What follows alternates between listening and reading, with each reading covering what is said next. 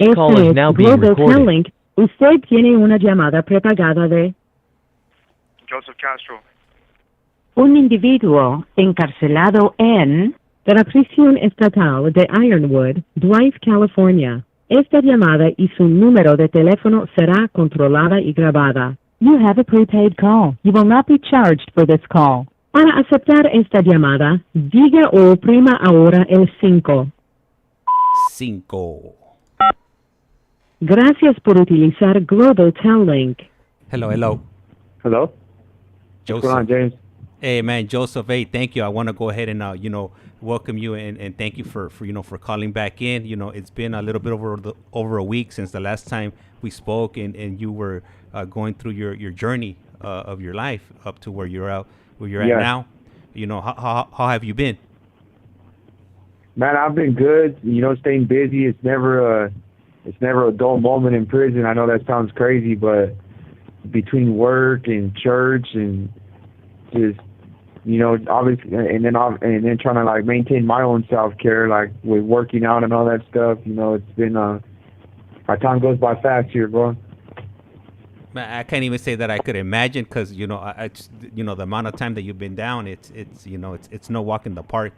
Well, at least not for me. You know, I don't know how I would handle a situation like that, but Yeah. you know, being in the circumstances that you're in, you know, you do seem when I speak to you that you're in good spirits, so that's always a plus. Yeah, for sure. When you got purpose, it changes everything, right? Yeah. You know what? Like you just said that right now. You know, when you have a purpose. So, like previously, before you had, you know, the change of heart, you had a different purpose, and now you change purposes. How does like something like that occur? Man, you know, I've heard like a lot of people say that like they just had that epiphany or that moment that was just stood out, that just like completely stood out, brought them to their knees, or just made them question themselves, or maybe you hit a dramatic one. I looked in the mirror and I just didn't like what I saw. I didn't like who I was and all of this stuff, right? But for me, it was more of a gradual process. I didn't just wake up and be like, man, I wanted to change, or I wanted something different, or I found a purpose. I had to go through like these little stages of my life, or my incarceration, I would say. Like, I don't know. I always knew like I wanted something better. Like, and I knew I had so much potential, bro. Like, it's not like I just thought that this was going to be my life for the rest of my life, but I knew that I chose this. So I would say, like, to be completely honest, I think I was just in a state of burnout. I was just really looking at my life and people challenging me and asking, like, what, like, is this your only purpose, is to like die in prison and get high and like still claim these beliefs and all this stuff? Like, what do you have to show for that? And at first, you know, like those are kind of like questions that might irritate me, you know, like you used to get on my nerves, like, who the hell are you to like ask me that, you know? Like, you're in prison too. Like, don't forget that you're wearing the same uniform that I'm wearing, right? But it made sense because here I am, and a lot of, like, in the beginning, like, it was like my whole time rested around like destruction, the homies, you know, getting high, especially getting high, you know. That was like an everyday thing. But when I started asking myself, like, man, you know, like what would I be remembered for? If I were to die today, what would I be remembered for? And there was a book that I read, Stephen Covey. It's called The 7 Habits of Highly Effective People, right? But the second habit is begin with the end in sight. And the little exercise it gives you, it says, like, imagine like you died, right? And people were giving the eulogy for you. Like, what would they say? You know, and I was thinking about that, like, damn, what would people say? Like, it would, like, for me, I really thought, like, they would say it was a waste of talent. You know, like, he could have done anything in his life, but he chose the gang life. He chose to be a criminal, a career criminal, all this stuff, right? And that didn't sit well with me. Like I started thinking, like, if I were to die today, even in prison, like, what would I want to be remembered as? Or who would I want to be remembered as? Or like, what accomplishments would I want people to speak of?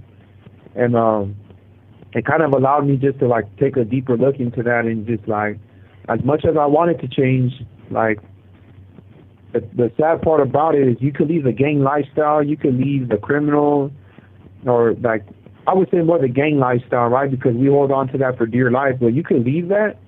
You could check in, lock it up, whatever you want to call it. But those belief systems don't go anywhere. Like, if you're not, you can leave the environment, but if you're not changing that, then it's useless, right?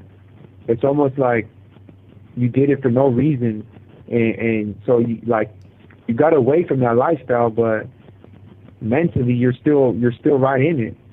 So I had to challenge a lot of that stuff, and just I started thinking about like who am I? Because I didn't even know that, bro. I lost sight of that. Like, who's Joseph? Who's the guy on the birth certificate?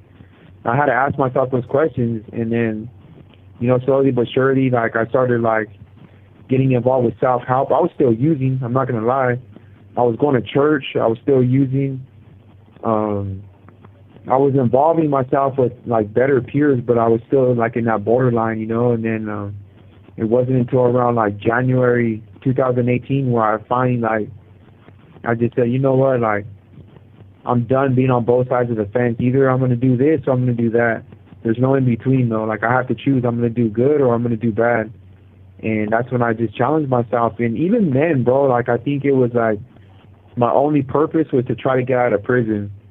But that's the truth of it. Like, it didn't start like trying to be a better person. It was just wanting to get out of prison. That was my purpose. That was my drive in the beginning for all these groups in college and doing that. And then at some point it just hit me, like, I just want to be a better person.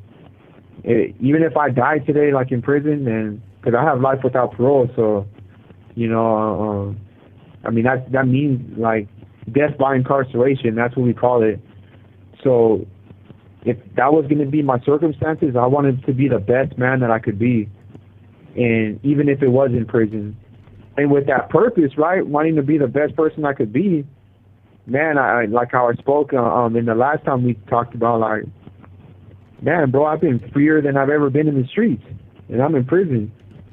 So yeah, it's been a long road of finding that purpose, and like today I can say my purpose is to serve others, to give back to my community.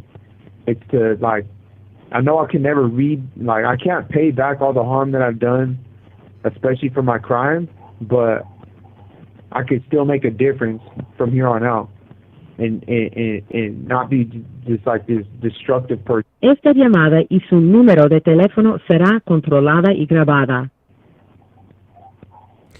You know what? Right now that you said that you've never been freer than you've ever been. You actually, that comment, or not that specific comment, but one of the comments you made that day when we were talking, it resonated with one of our viewers. And yeah, I should have sent this to you, but you know what? Sometimes I just get overwhelmed sometimes with the things that I'm doing. But I'll go ahead and read it off to you now. Yeah, I get it. This message was dropped in the comment section by ICEMAN, and he's one of our regulars. He's been there. Like, I think maybe before we even had 50 followers on or supporters on YouTube, and right now we're up to a little bit over 2,000. But he writes, I'm pretty sure prison saved my life way back when I went in. So I think you had made a comment about prison saving your life. So that comment resonated for sure with him. I think he went to prison once, and that was it. He after he got out, he never went back in. But I'm sure, like, that comment, besides resonating with ICEMAN, I'm sure there was a lot of other people that it changed their life also. Yeah, for sure, man. So, you know what? I want to take you back. When you were in county jail, fighting your case. Do you remember the moment? How you felt when you went into county jail? Going into the unknown. You didn't know what you were going to expect. So I know like this might sound like insane to a lot of people, right? And I don't know how people are gonna feel about this, but to be completely honest, bro, like that first day in jail was the first day of peace I had in a long time. As you can imagine, like being a gang member, like not just a street gang member, but being involved with other things, right? I was under a lot of stress. I was going at it with my homeboys. I was going at it with the enemies on the streets. My life was like in a constant state of fear or the unknown. Like, is this going to be the day that like someone gets me finally? You know, or like it was just such a stressful point in my life that when I was booked in the county jail and I was there that first night, and mind you, I went straight to the hole. I didn't even get to go to GP. I went straight to the game module hole in my county jail. So, and I was by myself. And I'm a 20-year-old kid that's fresh off the streets, facing a life sentence. Not just a life sentence, but a capital case that meant like the death penalty was on the table. So that first night, bro, like, you know, like, cause I was in the hole. I had just visited one of my homeboys like 2 weeks before that, and he was in that unit. And I don't know how they knew about it. I mean, you got a phone in the cell, so like you could call at any time. But they knew I was coming. Mm-hmm. They knew I was busted, so it was all in the news. So they had already caught word that okay, he's busted. Like he's gonna come. He's gonna show up to the county any day, like any hour now. And when I pulled up, said it's a red jumpsuit. It's like a red jumpsuit to let like it's basically like letting him know that like you're in like the high power hole, whatever the hell you want to call it, right? And I see him, you know, I see my older homeboy too. I see like a few other people that I know, and like, you know, like they were embracing me. They were like, "What's up?" You know, like they already knew because right there too, like when you get booked, like your wristband, mine was a blue wristband, which means that you're fighting a life case. And you know, like I seen them, that was like a sense of comfort. Like okay, like I knew my boy was there because I had just visited him. But like to see my other older homeboys, some other people that I had like from my neighborhood and you know from other cities that I knew, it was like, all right, cool. At least I don't know. I don't know anybody. You know, I have a rapport with a lot of these guys here. But I remember sitting there in the jail cell and I tried calling my mom. I tried calling my girlfriend at the time, a bunch of family members, but like I didn't know that they had all gotten their phones taken away, so I couldn't really get a hold of anyone, only my Nina. And I remember going to sleep though that night and just thinking like, man, I'm safe. Like I don't have to worry about someone kicking in my door, or I don't have to worry about like going to the liquor store and like get caught slipping, whether it's a homeboy or whether it's the enemy. Like I'm safe in the cell. It's just me. And that's it.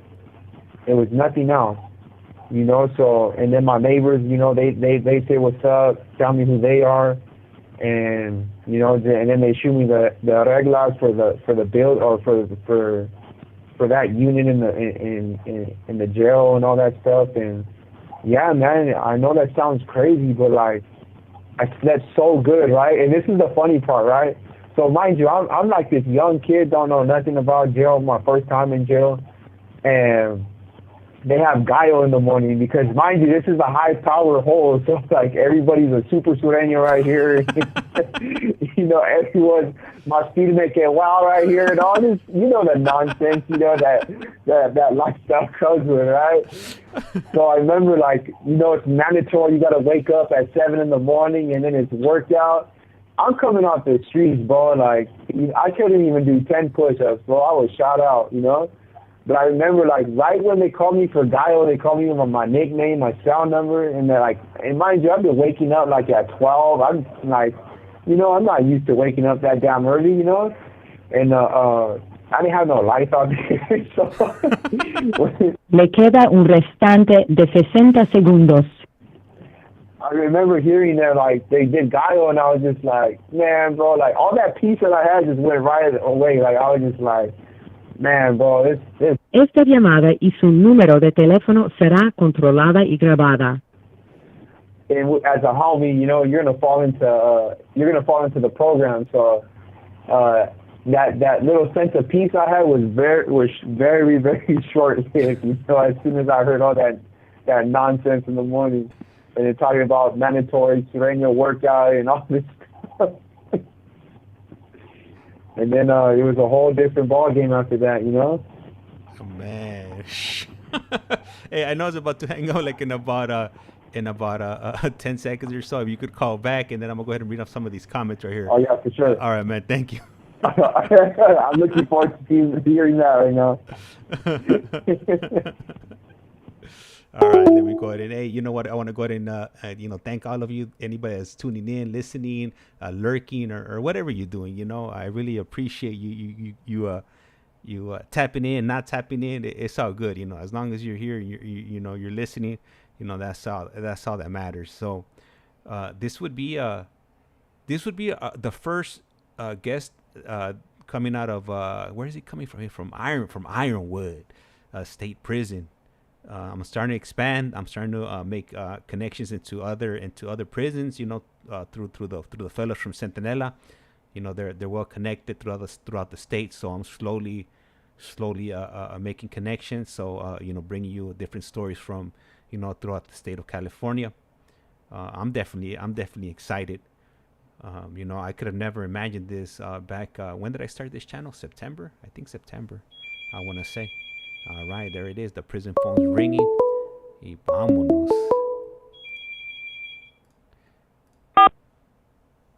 Esta es This call is now being recorded. Usted tiene una llamada prepagada de Joseph Castro. un individuo encarcelado en la prisión estatal de Ironwood, Drive, California. Esta llamada y su número de teléfono será controlada y grabada. You have a prepaid call. You will not be charged for this call. Para aceptar esta llamada, diga o oprima ahora el 5. 5. Gracias por utilizar Global Tel Link. Hello. What's up, James? All right. So, okay, so let me see. What do we got? So, on TikTok, we got Abraham. He writes, my support to this platform. Hey, gracias, Abraham. And then also Rosie Gel writes, oh, awesome. On YouTube, on the YouTube side, because we're doing simultaneous streams. We're streaming on 2 different platforms right now. And then on the YouTube side, we got ICEMAN, and he writes, even after 34 years of being out of prison, I still appreciate listening to the stories. It refreshes me and reminds me to keep my nose clean, so I appreciate their stories. That's awesome. And then we also got Kobe Sanchez from Washington, and he writes, saludos from Washington. This is amazing. Nah, that's awesome, man. Yeah. It's a blessing, and there's no people are listening out there. And then we also got Mr. Angel Gaming, and he's actually from Oxnard, the 805 area, and he writes, hearing these stories makes me thank God I'm here in the calles. I've done so much stuff in my young days to have ended up in a cell for years. Gracias, Joseph. Keep your head up, homeboy. That's the area right there, Oxnard, man. Yeah. I remember you mentioned Santa that Barbara in Oxnard, you know. Yeah, man. So we got people. The majority of people that are tapping in are from California, Los Angeles area, San Francisco, and areas like that. So we're tapping in with the communities that we originally came from. We might not be hitting like the demographic or the age bracket that we want to target, but it's a start. You got to start somewhere. So hopefully with for sure, individuals like you sharing your stories, maybe it'll fall into the right ears, and if they see somebody that's at risk or going down that path, maybe they could pull them over to the side and have a conversation with them. That's the least you could do. And ultimately, it's up to the individual. What they're gonna do. You could only try to do so much, but as long as you try, then I that's all that matters. It's what I say. Yeah. All right. So So okay, so you're in county, man. You got the gallo going on, man. Waking you up all early. What did they wake you up like at 4 or 5 o'clock in the morning? No, it was like because at Santa Barbara County Jail, right? They would feed you breakfast at 3:30, right? And for the most part, like everyone would go back to sleep, but lunch would come at I want to say at 7 or 8. This is like everything changed. It's not like that anymore, right? But when I got there, that's how it was. So before, once the like okay, my homeboy that I went to go visit like 2 weeks before I got arrested, he was in charge of the gallo. So like where his cell was, he could see like when they're gonna bring the trays, you know, like because they self feed you, it's the hole, so they give you everything through the tray slot.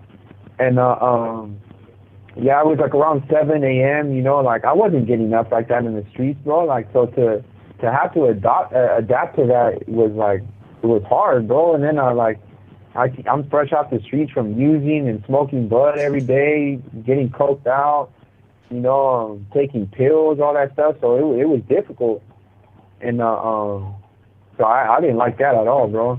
And I'm rebellious. Anyone that knows me knows I'm rebellious. So you tell me to do something, I'm gonna do the exact opposite, even when it comes to the homies, you know.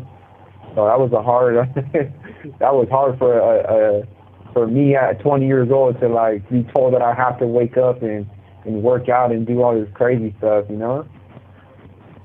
Man, hey, tell me about it, man. I used to hate you going to county jail. You have to wake up all early. You gotta go get your breakfast, even if you're not gonna eat it. So you could give it to somebody that's gonna eat it. You gotta brush your teeth, and you got oh man. I didn't come to jail for all these rules. You know, like I didn't sign up for this. Yeah, so, you know, that's one of the main reasons I stopped messing around. Yeah, it's like I came to jail because I can't follow rules, and then you want me to come in here and like listen to you? Like, come on, bro. Like, yeah, I had a journey in county jail, like being in the hole with like the older homies that been around in prison, and you know, like again they were super active, and you with the brocha that goes hits the floor and all this stuff, you know, like. So it was definitely a struggle for me coming off the streets, and then like having the entitlement and the pride that I had and the mouth I had, like it was ugly, bro. Yeah, man. I'm pretty sure they had something for you, you know, to get you into line. Oh man, I got taken out gyro twice in there. And what does that mean? What does that mean exactly for? Hey, so you know, right now, so right now you said that about the brocha. Iceman writes, brocha looking feed him at James. Because my lady's been complaining about it because it's covering my upper lip. So she's like, hey, when are you going to cut that thing off already? Oh, man. You're going overboard already. You got to take it down, James. It's 2020. Esta llamada y su número de teléfono será controlada y grabada. That's hilarious. Hey, I was telling my lady, I was like, hey, I need a brush. My brush is getting so long. I need a brush. She's like, all right, then I got something for you. She went to get one of my daughters. We got a 5-year-old daughter, and she you know, she has a bunch of dolls. So she got this little pink brush. He was like, here's your comb for your brocha. Do this. I'm like, oh man, I can't be working. I can't go online and be brushing my brocha with this. This is all bad. Hey man, hey. You gotta rock it, man, for the daughter. Hey, my daughter, she's gonna put straight. Always remember that. She gonna try to braid it up, put some moños in it. I can't be walking in the calles like that. Nah, you'll be all right. Yo, man, sorry to derail you on that one, but yeah. So I was asking you if you could explain what you. I think it was the shine on, or they took you off gallo. Yeah, I got taken. They took me off gyro. So like I said, I was very very rebellious, right? And the thing is like, so everyone's in their cell. Like, you're not coming out the day room. Every time you leave that cell, you're getting cuffed up. You're not, like, you know, like, unless you have a cellie, bro, like you're like, you don't have to worry about nothing, right? But like, you know, the guys that were in charge of the jail and that section, bro, like, you know, they knew who I was. They knew who I was affiliated with, and with my older homeboy and all that stuff. Like, so people knew who I was, right? So I think I let that get to my head a little bit. I think I let it like who are these fools to tell me anything, you know? Like, and like, I'm running with my homeboy who's in charge of everything. So like, I thought I had like something coming, you know? Like people had to show me respect, not realizing I'm a 20-year-old kid. Like, I might have done some stuff in the streets, but that doesn't matter in here now.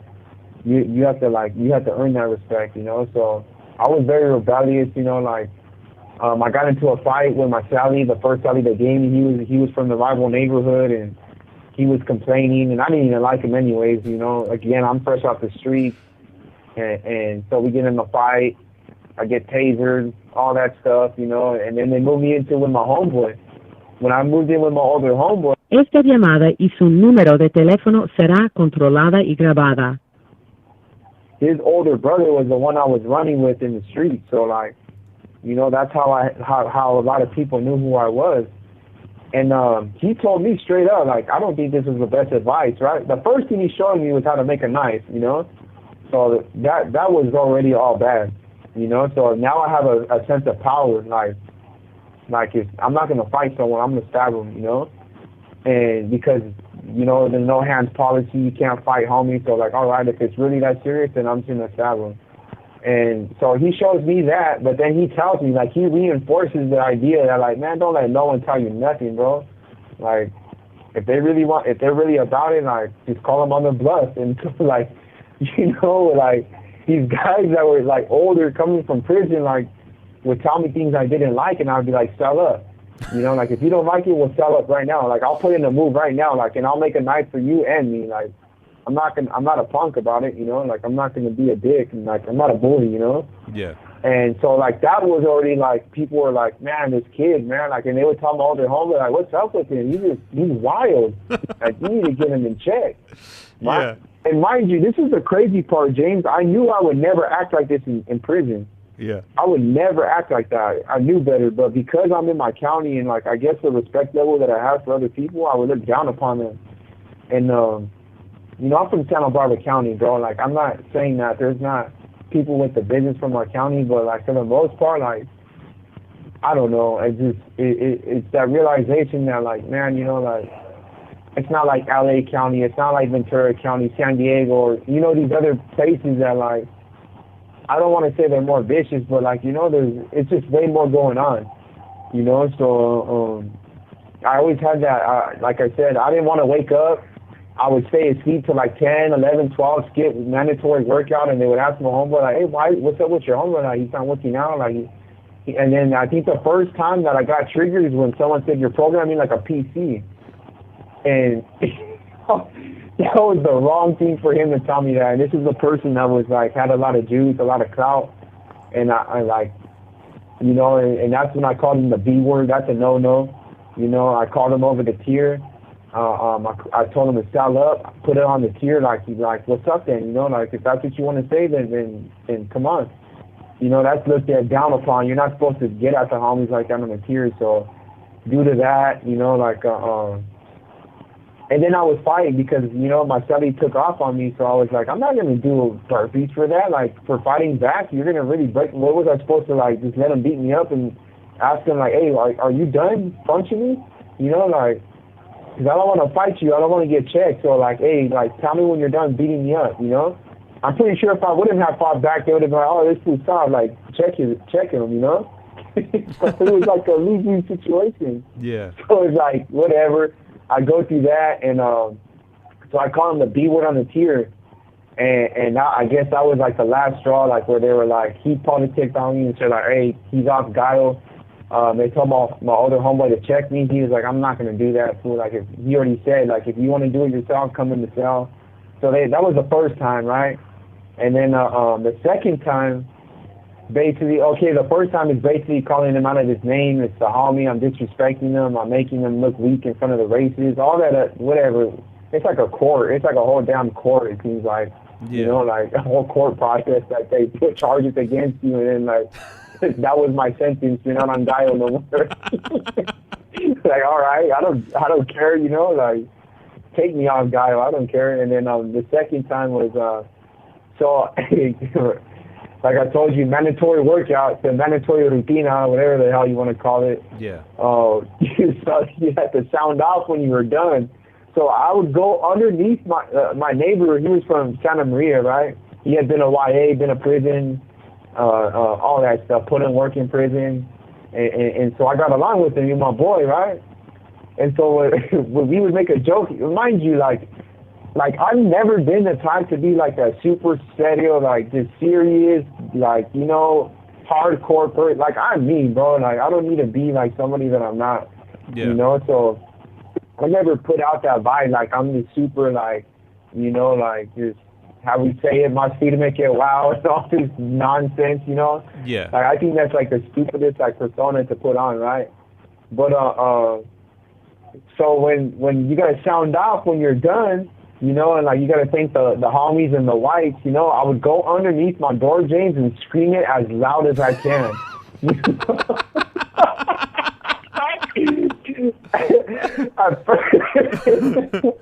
At first, you know, they thought like that's right, the little homie's representing, like he wants to know everyone that this is mandatory sureño rutina and all this stuff, right? But in reality, I was like, Le queda un restante de 60 segundos. I just thought it was the stupidest thing, so I kept doing it, and they caught on. Like, hey, me and the neighbor was like, we would try to see who could say it louder. We would be like, all right, like, hey, when it gets to you, just say it as loud as you can, fool. Like, you know. So they ended up taking both of us off dial, me and my celly, and him and his celly, you know. And then he got, you know, the homie got at him hella foul. So it was just, yeah, just being rebellious, bro. Like going against the whole rules and regulations that are set in place within that, and just being a kid, bro. I was impulsive, you know. Like when it comes down to it, that's what it was. I just had no structure, no respect for no one, and I was willing to like call anyone's bluff. I just thank God I just didn't run into that person that like you know, like, that should have called it, you know. That would have pulled those covers, and I would have been in trouble. What? Like what? You want to sell out? Hold on, I don't got enough fierros.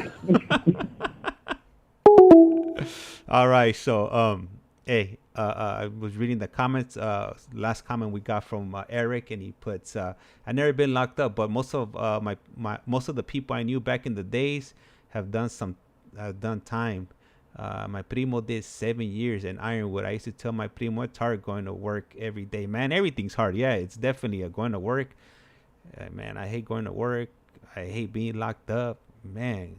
And I hate when it's my day off and I gotta fix something around the house. Just hate it all. All right, and here we go. Let me see here. Esta es Global Telling. Usted tiene This una call is llamada now being prepagada recorded. de Joseph Castro.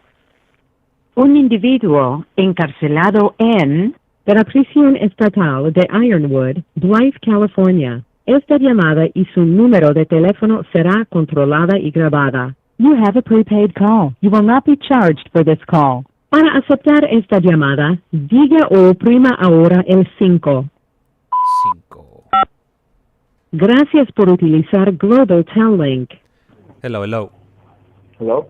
All right. So man, okay, man, you're really pushing the envelope right there. Oh yeah, for sure, bro. Thank God no one hurt me, you know. Thank God, like I always say, thank God I was in the hole where it made things a lot harder, you know, because I knew for sure that the way that I was going, eventually someone was gonna call that bluff, you know, and it would have been ugly. Yeah, now you know what? Not only one person, you know, a lot of them, you know, like hold on, let's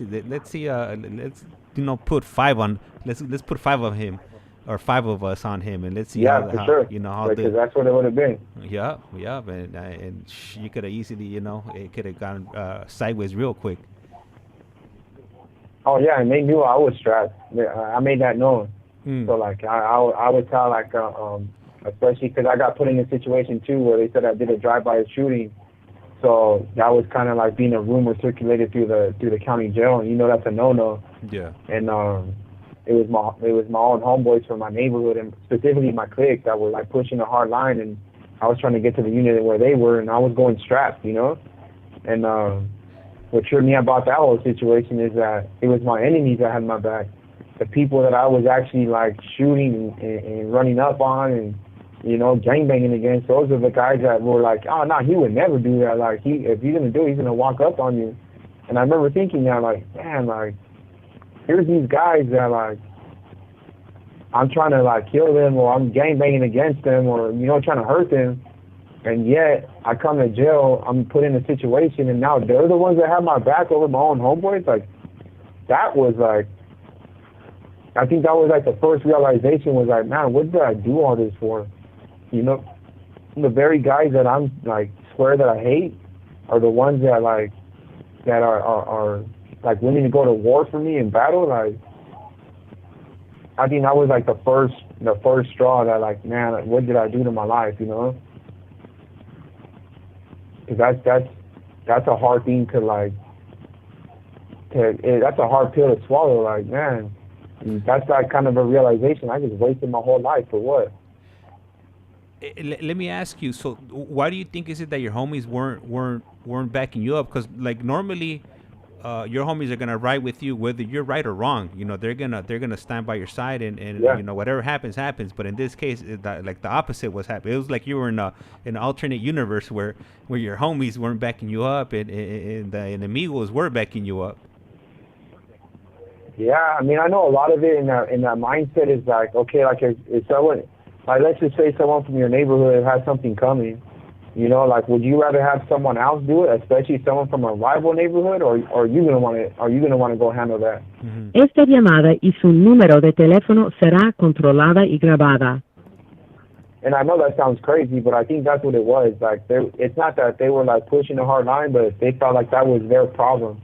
It was like their responsibility to go about it that way, you know, and you know, that it hurt, bro. I'm not gonna lie. I thought that was like the ultimate betrayal. I remember telling my homeboys, I'm an older homeboy, because I was set up with him. I was like, hey, jump me into your generation. He's like, what are you talking about? like what?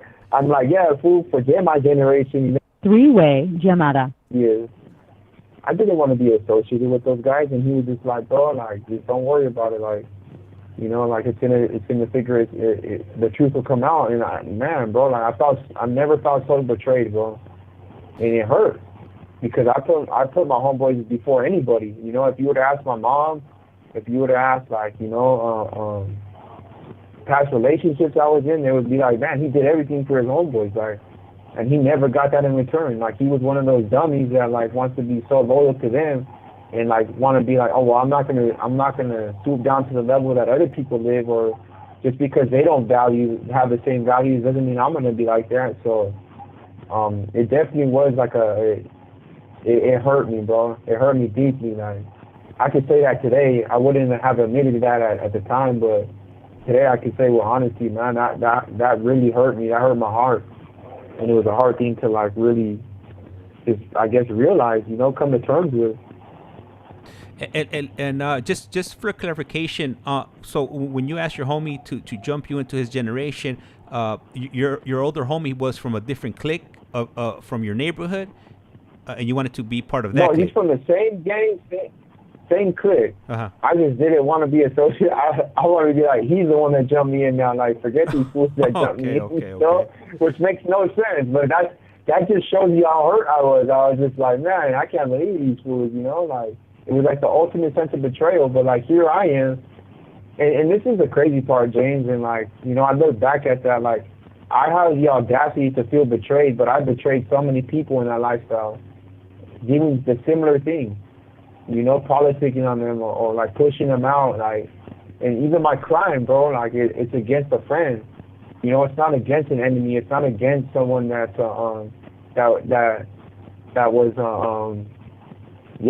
I had any personal issues with my friends. So here I am taking it personal from other people, but yet I have the audacity to do the same exact thing to other people, and I didn't see that then.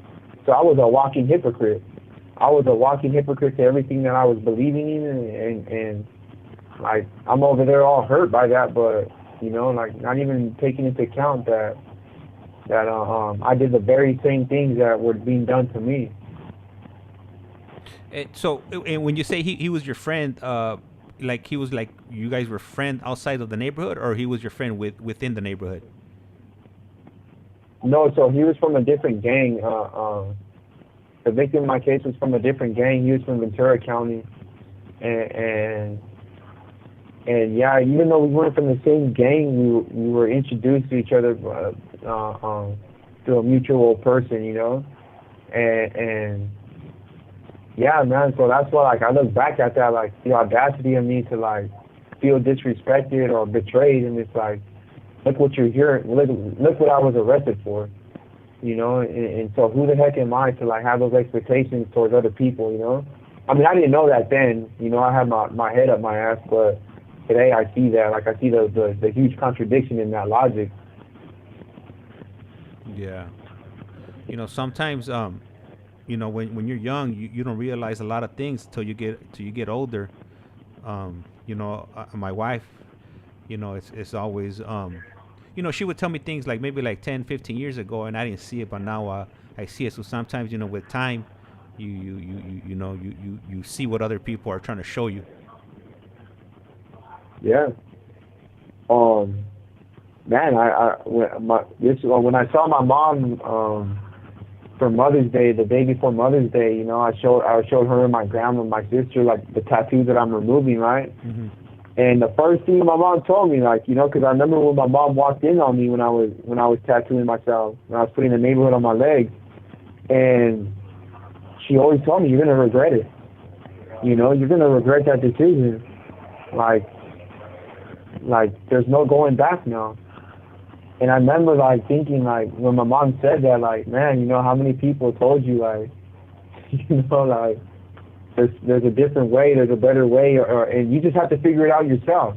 And then when you finally figure it out, you go back and you're like, man, people have been telling me this for my whole life, my whole damn life. You know, people try to warn me or try to give me good advice or good suggestions, or, you know, let them know that, let you know that you're not by yourself. But it's crazy how, like, you know, you gotta come, like how you said, like, it might not be at that moment, but like I could look back now. What is that saying? That hindsight is 20/20 vision or something like that. Yeah.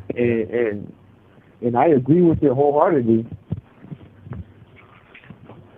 And you know what? What do you think? Or now, you know, looking back, and, you know, since, you know, you found yourself, what is it that you were missing that drew you, you know, to a group like that, or to join a gang? Honestly, bro, like, you know, people say like, oh, I had low self-esteem or I needed acceptance and all that stuff. For me, that wasn't it. I had high self-esteem, bro. Like, obviously there was a sense of low self-esteem as far as my worth, but, bro, like I was accepted. I was an athlete. You know, I was a student athlete. I was smart, you know. I was accepted through so many different like groups of my peers, right? So like, it's just that I grew up with that. I love seeing my grandpa's pictures of being in prison. I love seeing my uncles in prison and you know, older homies, and I just loved it since a kid, bro. Like, ever since I can remember, I couldn't wait. I couldn't wait to finally join my gang. I couldn't wait to come to prison. I couldn't wait to, like, experience these things. I wasn't scared of it. So, yeah, in a sense, I was seeking the acceptance and the approval of my grandpa and my uncles, you know, like. But for the most part, James, to be completely honest and transparent, it's just I loved everything about that lifestyle. Everything about it attracted me. I loved the thrill.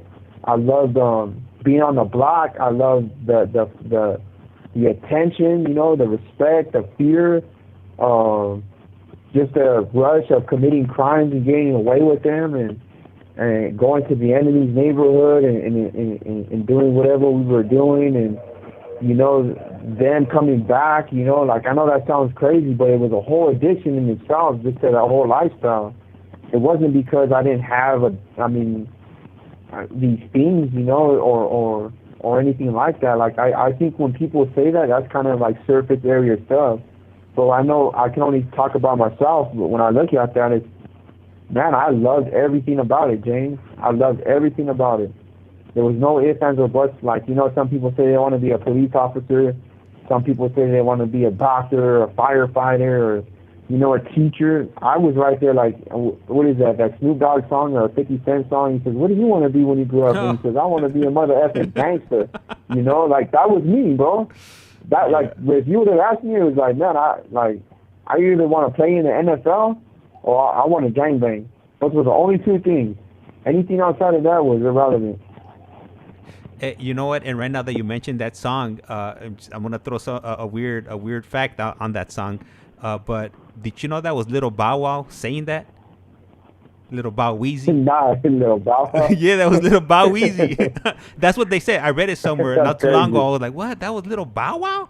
Damn, they had him up with death row at that age. Way. That's what they're saying. That's crazy. I think, as a matter of fact, I think he said it. It came from him. That he was the one that said that in that I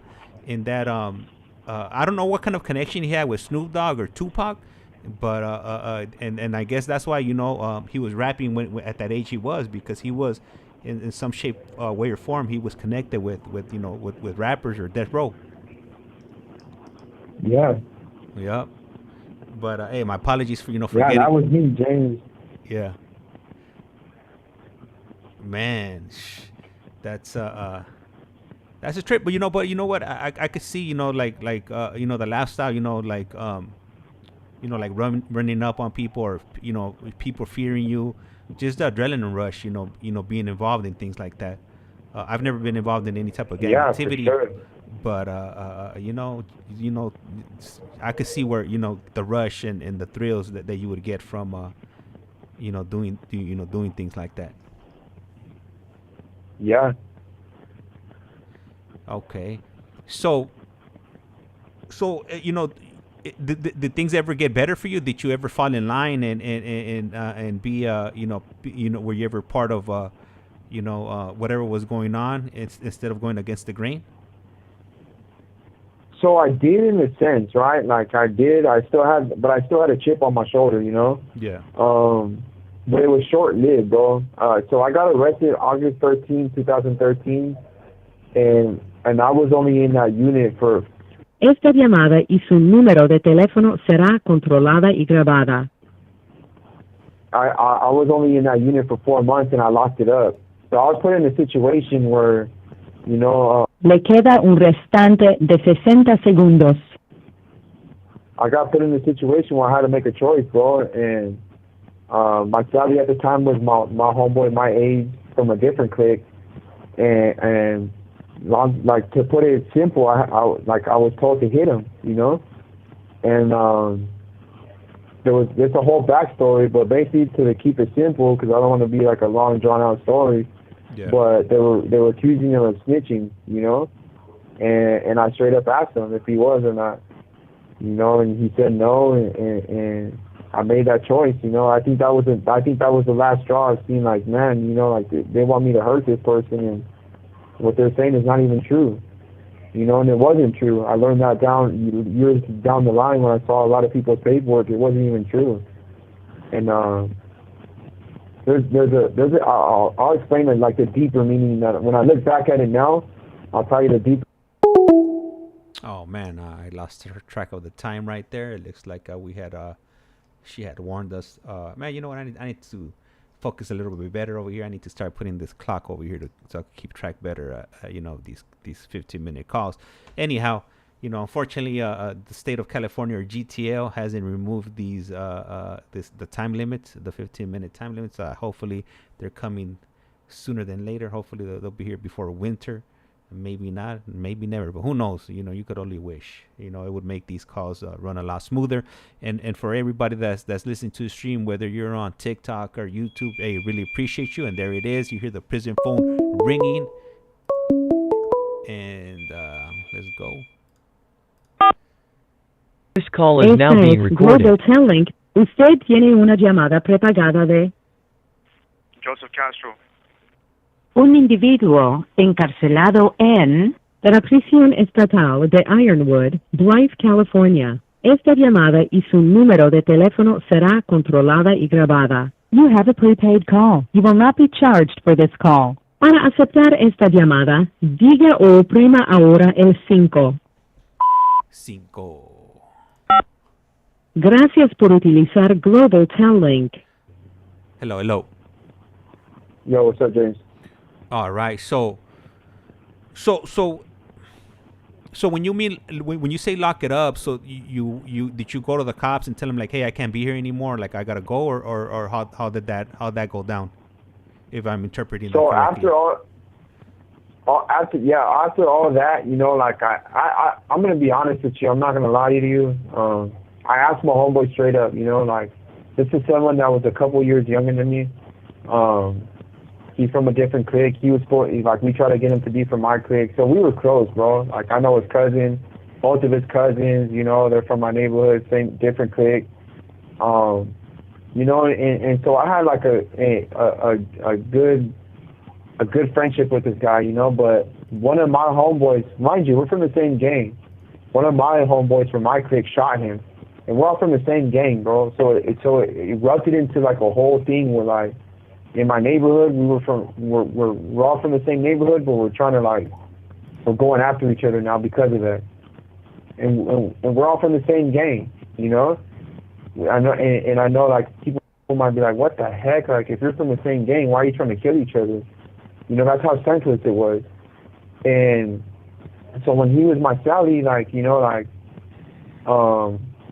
I had a hand in that, you know. I didn't see it then, but I had a hand in him getting shot, you know, and I felt bad for that, bro. He went through a lot, you know. He could have got killed. And, like, now, here we are, like a few months later, like 10 months later, we're Sally's and they want me to stab him, you know, and they're accusing him of telling, like, and mind you, it's like subconsciously I didn't know it then, but I know it now, you know, like I didn't want to betray another homeboy or someone that I called my friend. I don't even want to say homeboy because I feel like when I say homie or homeboy, it's like that's not someone close to you. That's just like, oh, that's the homie, you know? Yeah. Like if someone's like, he was my friend, bro. He wasn't a homie. He wasn't like none of that. He wasn't just a homie from the hood. Like he was my friend, bro. And so like I already had a lot of guilt for my crime. I didn't know it then. I know it now. I could admit that today. I had a lot of guilt and shame for what I'm here for. And being put in that position, it was like, here we go again. Like, and mind you, I think I was put in that situation because I had already proven before, like, it doesn't matter if you're an enemy. It doesn't matter if you're a homie or a random person. Like, anybody could get it, you know? So I kind of put myself in that situation with that expectation, like, oh, don't trip, like, you'll handle it. You know, no questions asked, you know? And so thinking about that, I mean, I didn't know it, but, man, bro, like, I knew his mom. I knew his brother, you know? His sister's friends with my sisters, like, imagine if I would have done that to him, you know? And that's another person I have to explain, like, I betrayed him. Once again, I'm betraying the people that are supposed to trust me and the people that are, like, holding me with high respect and to be quite frankly, like, they trust me to protect their life, you know? And in reality, I was a coward, you know? I was selfish. So we ended up, I told him, like, look, man, we got 3 options. We could either stay, but if these doors crack, like, somebody else is going to get both of us, you know? Or you could go into the cell with the person that's accusing you of this and handle it, you know? Show them that you ain't no snitch, you know? Or we leave. We lock it up. You do exactly what you just said right now. Tell the cops you can't be here, you know? And long story short, he wanted to jam, and he's like, you stay, I don't want to mess up your career and all this stuff. And I was like, look, bro, if you leave, I have to leave. Like, it's either we both stay, one of us leaves, and it's going to be you that gets hurt, not me, or we both jam, you know? There was no other option. And that's what it was, you know? And we chose to dip, you know, and I didn't have the courage to be able to just go up and tell the cop I can't be here. Like, I really didn't, bro. What I did was I wrote a little note, I gave it to the Huda and told him, like, look, hey, read this ASAP. And he looked at me like, what the hell? Like, what are you doing? Like, giving me this, like, what the hell? It was awkward. It was strange. And then he read it, and he's like, are you sure? And I was just like, yep. Like, man, and like, man, James, when I say like at the time, because this is how I felt, that was the lowest point of my life, because I knew I was walking away from everything that I had put my life towards, my loyalty, my freedom, these tattoos that I have, the scars that I have, you know, the reputation, all of this stuff, I was leaving it behind. And I didn't know what that was going to look like. And it was just the most embarrassing, shameful thing that I ever had to do, right? And I remember, too, leaving, and I asked people for my property back then. Some people had some of my patterns because I draw. And it's crazy. I don't even know why this was, but they gave it to me. Like, I told them I'm jamming. Like, I'm jamming, fool. And they still gave me my stuff back. Was like, now I look back at that, like, that's kind of crazy. Like, if someone would have told me that and they were locking it up, I would have been like, you could kiss my ass then, you know? Like, I ain't giving you nothing back. You freaking peseta, you know? Like, what do you mean? Like, you got the audacity to ask for that back, right? So, you know, it was just, and I remember, like, walking out with my head held high, you know? And I remember the person, it was someone that I had worked with before. He was an older homie from the enemy's neighborhood, and, like, he, like told me to, like, you know, the hush, like, with the finger over the lips, like, basically tell me I better not say nothing, bro. Yeah. And I remember, oh, bro, that right there triggered. If I would have been able to kick the door down and go in there, oh man, it would have been all bad. Because I was so offended that he even like assumed that I was gonna give up anything. You know, like that pissed me off on the way out. But you know, I walked out knowing that initially, bro, I'm gonna be honest, I wasn't trying to like go PC or none of that stuff. I was just trying to go to another hole to try to clear this up and do my best to like work, you know, like basically like, you know, it's politicking. It's all politicking, you know. And the cops told us, you know, like either you go back to that unit or you only have two choices now, like, and if you go back, you already know what's up. Like, you're done, you know. They're gonna kill you, or you just, or you lock it up fully. Like, that's what you guys told us. That's what we're going with. Man, bro, it was the lowest point of my life at that moment, but I didn't know at that time that it was probably the biggest blessing, and like the homies actually did me a favor. Esta llamada y su número de teléfono será controlada y grabada. And I'm not gonna lie, James, you know, like I know everybody believes in something different, but like I believe God's hand was in that the whole entire time, bro. And like he knew the only way for me to leave that lifestyle was to go through the situation that I went through. And man, bro, like yeah, we ended up leaving, and you know, it was probably the lowest point in my life where like it was the only time I like contemplated like taking my life, you know, and I had no purpose, and you know, it was a low point, bro. It really was, because I had to still bear the consequences of that lifestyle. Like I was still going to court. I wasn't found guilty yet. I had to go through that whole court proceeding, and it was just like, damn, now I'm going for nothing. You know, I gave my life for nothing, because now I'm not even part of this lifestyle. And even though I was still holding on to it, like I'm not gonna lie, I was still introducing myself as my name, my neighborhood, all that stuff for years after that. But it definitely was a starting point to something new.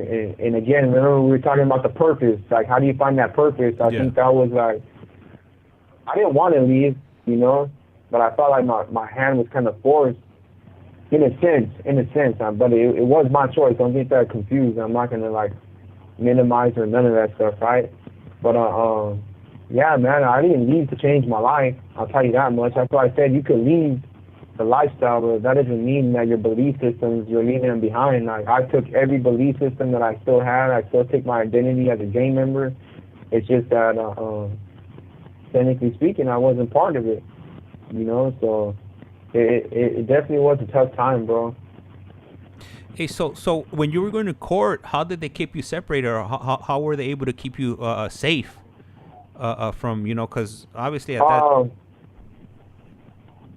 Esta llamada y su número de teléfono será controlada y grabada. My bad, I didn't mean to cut you off, James. I think what was I gonna say? So yeah, so I mean at that time it was like a little bit over 10, 11 years ago. I would say, I mean the numbers are not what they are right now, but how would the county jail, handle that? Because I hear like now, even nowadays, like in LA County, I hear you they just throw everybody in together and let them figure it out. Like there is no like special units, to keep you protected and whatnot.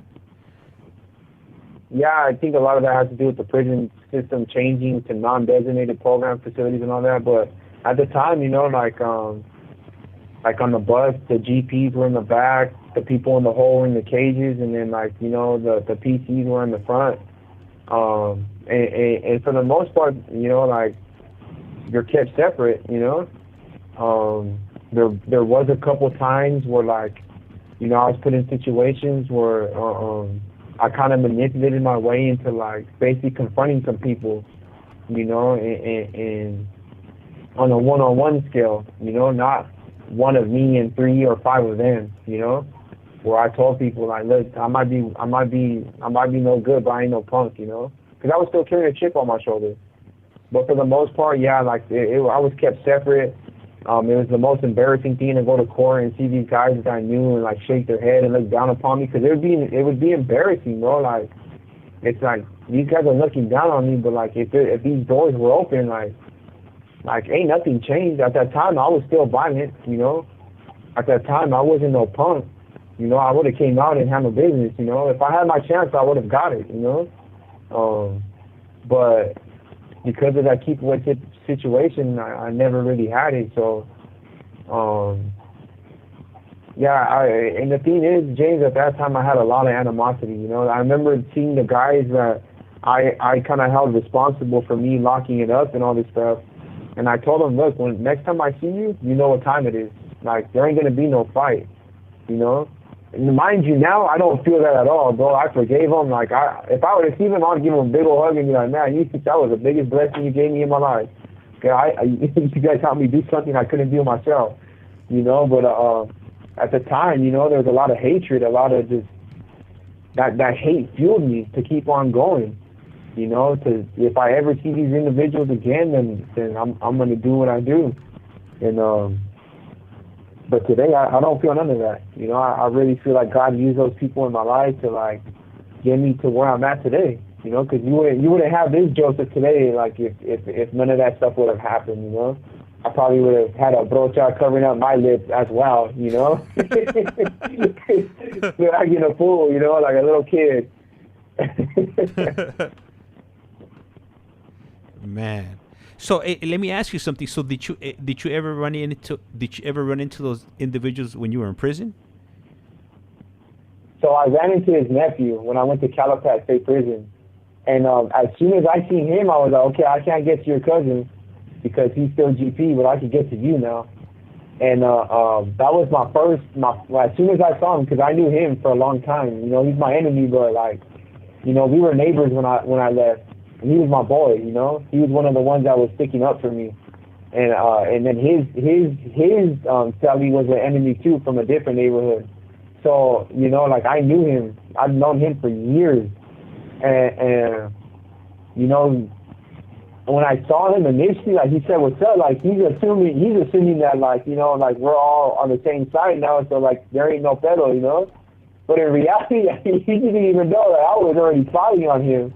The yard separated. There's a fence down the middle, so the building he was in was on one side, the building I was in was the other side, and you can't. It's hard to get onto the other side, But I had another. Le queda un restante de 60 segundos. And I told him what I was planning to do, and he's like, "Come on, man, we're all homies. Leave that behind, And he kind of guided me out of that. And then I talked to the other guy, and I said, we're both on, if you have something to say now, we'll get it out the way. And he kind of broke it down, Well, I knew he would, but, for the most part, no. The guy, I ran into people that weren't responsible, but that were involved there. And bro, I always tell them, there's so much more to life than that. Really, I look back at that, and that was such a waste of life, and it's sad, it's the saddest thing that people are falling into that. And the call's about to hang up right now. If you could go ahead and call back on a fresh one. Okay. All right, thank you. All right, so Fish Layer. So I just, you know what? That phone where I received the messages, I didn't have it on. I just turned it on right now, and I did see receive the message. I haven't read it yet, but I did get the message. And hey, I want to go ahead and welcome Michael from Toronto, coming in from Canada. Also, we got lovely Sunshine over here on the TikTok side. Yeah, I really appreciate you guys. And right now, we're about to start off on a fresh phone call. And for those of you that are just joining us right now, this is gonna be Joseph, and he's calling in from Ironwood State Prison in the state of California. He should be calling back in the next moment or two, and as soon as he does, we'll go ahead and continue with his journey. This would be the second call that we would be on. We had a call, I think, a little bit over a week ago. This would be the part 2 of his journey. And if you're on YouTube, you could see some of the pictures that he provided me with. With him and his wife and him and his family. And there it is. The prison phone is ringing. Let me go and pick that up. And here we go. This call is now being recorded. Global Telling. Usted tiene una llamada prepagada de Joseph Castro. un individuo encarcelado en la prisión estatal de Ironwood, Drive, California. Esta llamada y su número de teléfono será controlada y grabada. You have a prepaid call. You will not be charged for this call. Para aceptar esta llamada, diga o oprima ahora el 5. Oops. Gracias por utilizar Global Telling. Hello. What's up, James? All right. So, those 15 minutes, they just be flying by, man. I wish these phone calls. Yeah. At this point, they shouldn't even have that 15-minute limit anymore. You know, Me and my wife talk about that all the time.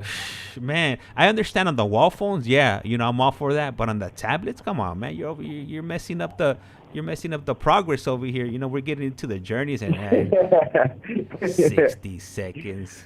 Yep. Maybe you gotta get at CDCR, man, and tell them what's up in GTL. I'll be like, look, man, you're messing up my podcast. Man, yeah, I'm gonna have to start. Man, gonna have to need people to start calling in and complaining and emailing and writing letters and all that good stuff to get their attention. Everybody listening, you better put a petition into GTR and CDCR to rid the 15-minute increment. Yeah, man. Everything would run a lot smoother if we were in that, and take off those your calls are being monitored. Everybody knows these calls just one time, one and done. No need to interrupt us 3 times throughout the call to let us know. Oh, you'd be surprised, James. There's some special individuals in here that need that reminder, and even that's not enough. I hear it all the time. I'm just like, man, this really got to be. Like he's got to be on the world's dumbest criminals right now. Oh, talking man. like that on this phone. Probably like drawing maps and everything too to the where all the stuff is left on the video visits. Like, hey, that wasn't for you. That was for the crimey right there. I'm trying to recover my stuff. It's crazy, bro. All right, so let me let me take you back to your trial.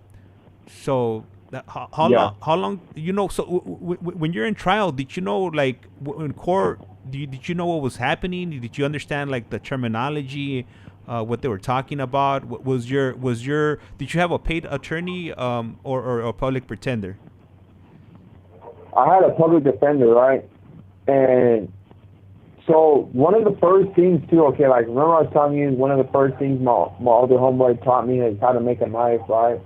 I thought that was, like, crazy that you could cut metal the way that you can in here.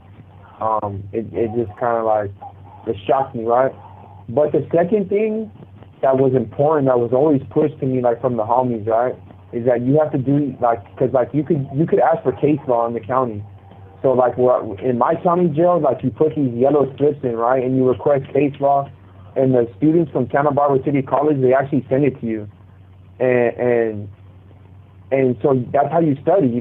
Like, it's either let that public defender who's overworked, has like 40 clients, and probably has like almost little to no experience in a murder trial, or like you do the work of a lawyer. You know, I was reading books. I was studying case law, trying to learn the language and all that stuff. I'm not saying I was an expert, but I was able to like comprehend.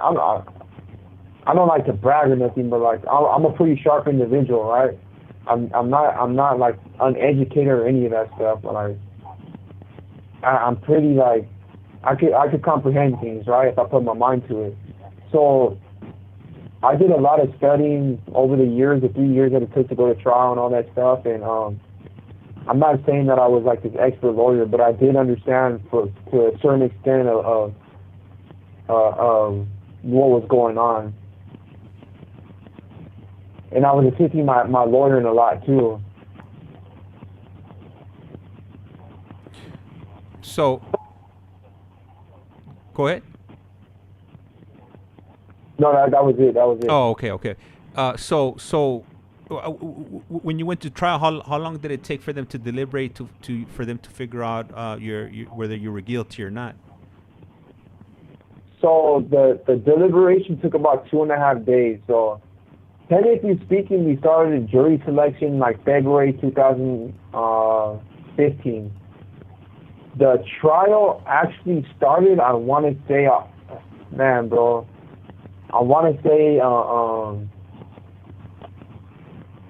dang it, I don't even remember now, bro.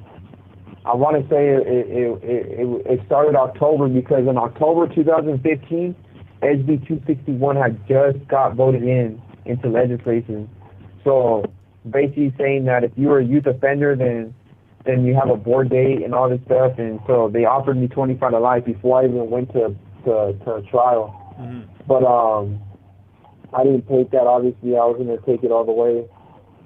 Still in denial about my involvement, all this stuff. But yeah, bro, like it was a long process. It was like a 6-month trial, to be honest. It was exhausting.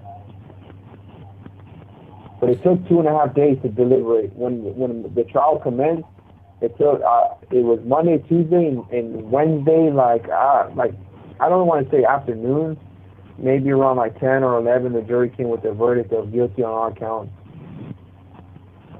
And does the jury decide what your sentence is, or is that up to the judge? That's up to the judge, right? But because I was found guilty of all charges, special circumstances and everything, special allegations, it was an automatic sentence of life without parole. So technically speaking, to the law, according to law, Esta llamada y su número de teléfono será controlada y grabada. The judge had no discretion. It was a mandatory sentence of life without parole. And how old were you when you committed this act? I was 19 when I committed my crime, but 20 when I got arrested. So with the way the laws are right now, do you have any recourse, to get back into court to try to possibly get resentenced? Yeah, there's a lot of avenues. I'm actually working on a couple right now. I also put my commutation in October 10th, 2021. So with commutation of sentence is basically the governor could commute your sentence to whatever he wants. And then there's a lot of new legislation, like legislative bills that have been passed that could get me back into court. And yeah, bro, like there's a lot of different ways that you could go about it that you could get back. Okay. So I'm exploring those different ways and seeing like if it's a possibility. And have you ever seen anybody come back from a life without parole a sentence? Yeah. So one of the guys, I would say last month, he had 27 years in. He did a drive-by shooting when he was 17 from LA. He actually went back to court and he was going back and forth for a while. And he actually just went home last month. After 27 years, he signed a 33-year deal because he was 17 when he committed his crime. Mm-hmm. And he got time served, bro. So after 27 years, he walked out of the side of his gate. And I actually got to walk him to the gate before they took him to R&R. yeah, man, I hope the buddy's doing good. Man, bro, but like, yeah, I've seen people get their life without parole, drop to 25 to life, 50 to life, go to board and get grounded. I've seen it time and again, bro. I've heard it, I've seen it, I've read it. So there's definitely a lot of hope out there, man. And like, I don't care what your sentence is, bro. Like, there's an avenue to get you back or to find some type of relief. If you're doing the work, though. If you're not doing the work, then and that's your case, like, has certain circumstances to it, like, man, it's like a dead end, you know? All right, so I'm gonna put you back to court. You got found guilty, and they gave you your sentence. What was running through your mind at that moment when the judge is reading your sentence? So this was this was a heart-wrenching thing to go through, not for myself. So I'm the type of person that I don't worry about myself. I worry about others that are impacted, right? In this moment, when I got found guilty, right, I remember all the cops that were there when they said guilty. They cheered, bro. They like righteously cheered, like in the courtroom, right? And I remember, I think it was my sister, bro, like that I heard just this loud cry, bro. And I remember thinking, like, at that moment when they said guilty, I wasn't hurt for myself, bro. Like, because at the end of the day, I made these decisions, I made these choices, but to look back at my family and see them crying and have to see that in like that aspect. Esta llamada y su número de teléfono será controlada y grabada. To see that, for them to celebrate in front of my family like that, I don't care that they did that, you know, like, not, I get it, you know, but to do it in front of my family and, like, you know, what they had to do after that, it was the most devastating thing, and, like, and it hurt. It really hurt to, like, I'm the cause of their pain right now. Like, if it wasn't for me, they wouldn't be feeling this. And that's what hurt. Like, I knew I was going to be okay, James. Like, I wasn't scared to come to prison. Like I told you before, like, I've been waiting for this my whole life. But to see, like, finally, like, how these choices were impacting the people that I love the most and that love me, that just was, man, bro, it was the most heart-wrenching thing. And, like, to see that, to hear it, it just, as you can imagine, bro, it put me, like, at a low state. And my grandpa had just passed away, so I was in just such an emotional stress. And I think I went right back to my addiction right after that, because it was just so heavy, you know, like, it just put me in a dark place where I was just like, man, I was filled with so much shame and guilt and bitterness and pain that it just put me in a dark place, you know. I couldn't even call my family. Like, what was I supposed to say to them? Like, how do you comfort someone like that? How do I comfort my mom, my grandma, you know, my cousins, my brothers, my sisters, just everybody that loved me at that time? And, like, because they had so much hope that, you know, like, there would be a different outcome. And yeah, bro, like, because even the DA, I think she was shocked, you know, when they read guilty as far as my involvement in this crime. So yeah, it was tough, bro. Like I said, it had nothing to do with me, but it had to do with the people that I love. I just didn't know what I was going to tell them. And you know, thank God the cops, when I went back to the county jail, they put me, like, in the the reception area where, like, I could go use the phone, and it's 5-minute free phone calls or something like that. So I got to call for, like, hours. I called everybody, bro. And try to console them as best as I could, letting them know that it's going to be okay. I know that was probably hard for them to believe in, but, like, I knew I was going to be okay, bro. I knew that. Yeah, I knew that with all my heart. You know, I had already given my life to Christ at that time, even though I was still in my addiction and in some darkness. But I couldn't tell you, but I knew I was going to be okay, and I knew that I would get a second chance eventually. Man, that's rough right there. I mean, yeah, I understand that, you know, you took somebody's life, but like you said, I mean, you know, that action affected two families. It affected the family of the victim, and then it ultimately affected your family. So they're innocent. I mean, they didn't have anything to do with your actions. But definitely a tough pill to swallow there. So Yeah, for sure. once you get settled back in, to county jail, how long does it take for them to transport you up to reception? And what reception did you end up going to?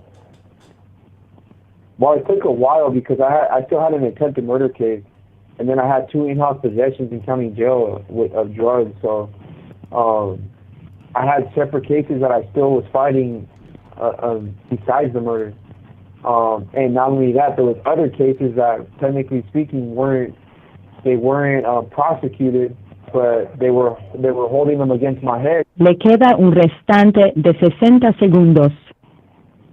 I was still in a long fight trying to see like where I was going to go from there, if I was going to go to trial with my attempted murder, all these other things. And honestly, I was trying to go to trial to every case that I had because I thought I was in a victim stance, bro. I was in a complete victim stance. I was in complete denial. I felt like the system did me wrong, which was far from the truth. And so I wanted to take all those things to trial. So I didn't end up going to prison until July. So it was like still like a 5-6 month process for me going because I was fighting this other case. But I ended up signing a deal for 5 years for my attempted murder, dropping the in-house possession cases, and also like basically like they couldn't use the other cases that I was involved in over my head either. So it was still a process. But I ended up going to Wasco State Prison. You know what? All right. So the call was disconnected. Hey, and a big shout out to Fish Slayer SoCal for dropping and blessing me with that $9.99 over there on YouTube. Gracias, highly appreciate it. And then let me see. Okay. Casey Fan, yeah, definitely. I'll go ahead and remind him right now when he gets back on the call. And these cars are in real time. They're taking place right now. What time is it? What day is it? It's Friday, May 24th. 2024, 8:38 p.m. Pacific Standard Time. Yeah, so we're just waiting for him to call us back. He's calling in from Ironwood State Prison, and hopefully we have some more individuals, coming on from Ironwood State Prison. And there it is. The prison phone is ringing. And let me see. I gotta pick it up.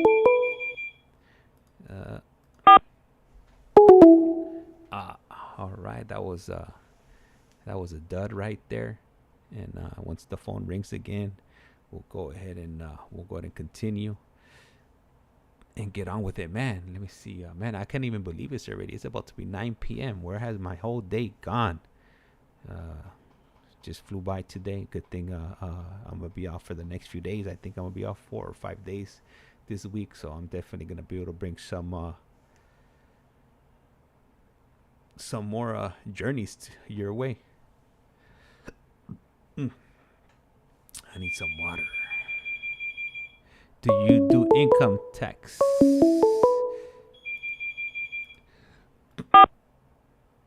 This call is now being Global recorded. Telling. Usted tiene una llamada prepagada de Joseph Castro.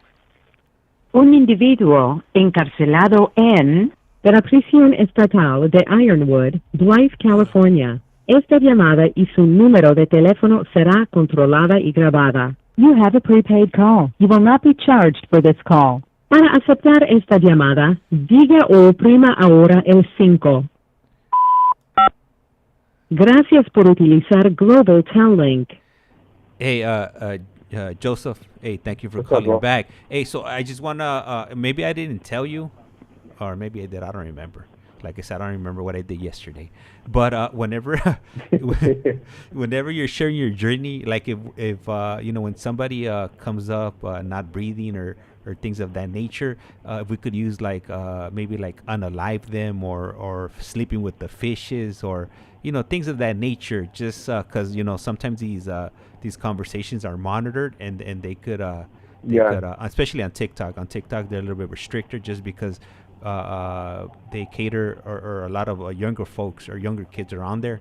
So they, you know, Yeah. we want to go ahead and keep our wording a bit filtered, so we don't get banned or anything like that. Yeah, my bad. You're good. You're good. I don't, like I said, I'm not sure if I told you, but just a friendly reminder. Okay. All right. So with them, you know, trying you in all these other cases, what, well, like, ultimately, what was the point of it? Because you're already you know, at that time in California, right? Once you had either 25 to life or anything with life, it was pretty much you were never gonna come home, right? Well, it was because I had life without parole, but like I said before I got arrested, bro, it was chaotic, bro. So I was on a rampage out there, like especially the last 2 years. I would say that I was out there, in the full throttle in the lifestyle.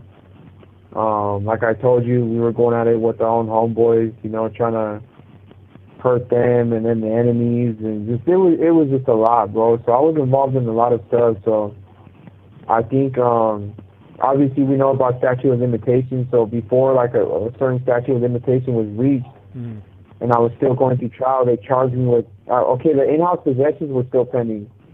So that had nothing to do with anything, but it was the other crimes of attempting to take, you know, to hurt other people. Yeah.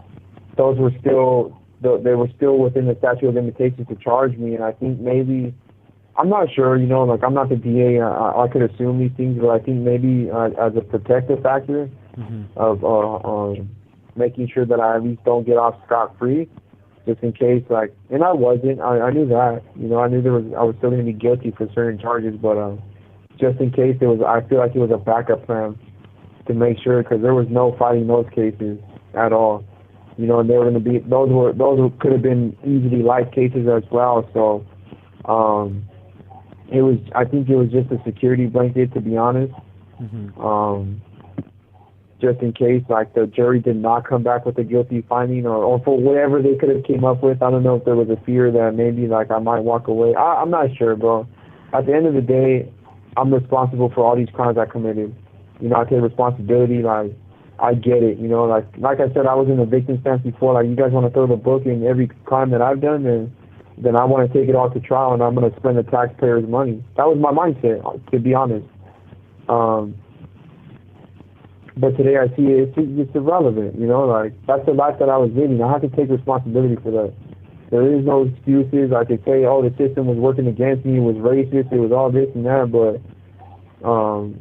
I wouldn't have been in those situations if it wasn't for my choices. So, yeah, it was just, I think, overall, I could assume this. It was a protective measure, but at the end of the day, it doesn't matter whether it was a protective measure or not, because I did that crime. Yeah. So once you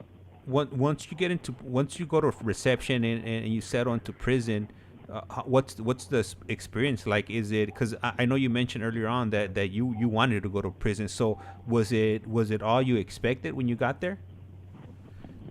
Oh man, it sucked. It was disgusting. Like, I thought county jail was bad, but reception is disgusting, bro. Like, it's like inhumane. I've been to Wasco 3 or 4 times already, and there's never, the first time there wasn't a big deal because I had never experienced anything, right? But it's so dirty, bro. It's disgusting. I was there for 5 months, almost 6 months. It was horrible, but at least I got a porter spot, so I got to get, like, extra food. I got to come out more than other people. But I was drinking it like 3-4 times a week, making piso, you know, like, I always had apples. I always had I don't know what to call them. Like, I know what they call them, like, at Costco, the otter pops, you know, the little ice creams. Ice creams. They're called otter pops. I don't know how to explain. I don't know what they're called. Like, they're like these little, like, little ice cream, like a stick of ice cream, like I don't want to say like a slushy or nothing, but Yeah. I don't know. They come like the blue, the red, the yellow. So like I was getting all that stuff, and my time, and honestly, I was still in a messed up mindset. I was smoking bud still. I mean, I was drinking every week, like literally blacked out in the day room doing my job. You know, like faded, bro. Acting a fool. You know, like. I remember my boss used to even ask me, like, are you okay to work today, Castro? And I'd be like, yeah, I'm good. Like, don't trip. And he'd be like, all right, don't hurt anybody today, you know? And man, it was insane. It was like, it was like a nonstop party, you know? And what was the reasoning behind the drinking? Was it just to kind of like deal with where you're at, you know, or you wanted to forget stuff, or just, you know, just for like because there was nothing else to do? Honestly, bro, it was pure boredom. Like, and I had the means to make alcohol, and I was tattooing people, so you know I was doing all that. You know, it's. Esta llamada y su número de teléfono será controlada y grabada. When it comes down to it, I was in my full-fledged addiction, you know, so really it was like not even a second thought. It was like normal. Like what like there ain't nothing, like we're not slamming dope right now. I mean, it's only because we didn't have it, obviously, like, but had there been that, like that would have been on and cracking too, you know, so it was at a time where I was just like completely lost. I was just, yeah, man, I wasn't trying to change my behavior, and I thought it was fun. So earlier on, you had mentioned that even though you weren't technically, you know, part of a gang anymore, you still identified. So when you got to state prison, did you still carry that identity with you? Hell yeah, like, okay, like, because like on this side there's still gangs, you know. Mm-hmm. There's different gangs, like even though you dropped out, like I know that sounds crazy, but like there's still gangs. But I identified hard, like fully with I'm a dropout homie, you know. Mm-hmm. I'm not part of these gangs. Like what the hell? Like I would never associate with these guys. So I look down upon them, you know. So I would stick around with the older dudes that have been around in prison, you know, and I've been to the 180s, level 4s, and been validated, you know, like, and we would say, like, we're dropout homies, you know. I would still introduce people as my nickname and where I'm from. I would still tell them, I'm from Eastside Santa Barbara, you know, I'm from Eastside Bruta. That's how I would introduce myself, with my nickname and everything.